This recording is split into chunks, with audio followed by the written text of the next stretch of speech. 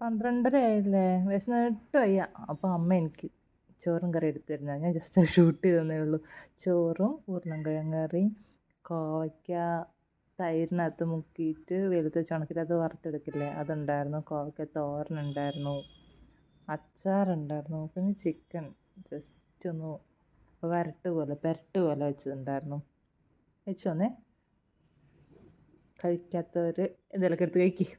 ഇടയ്ക്കിടയ്ക്കൊക്കെ വീട്ടിൽ വരുമ്പോൾ അമ്മ ഇങ്ങനെ വിളമ്പി തരും. സ്ഥിരമായിട്ട് ഇവിടെ വന്നിട്ടുണ്ടെങ്കിൽ നമ്മൾ സ്വന്തം എടുത്ത് കഴിക്കേണ്ടി വരും. വിലകാലത്ത് ആയതുകൊണ്ട് അവർക്ക് നമ്മളെ ഭയങ്കര ഡിമാൻഡായിരിക്കും.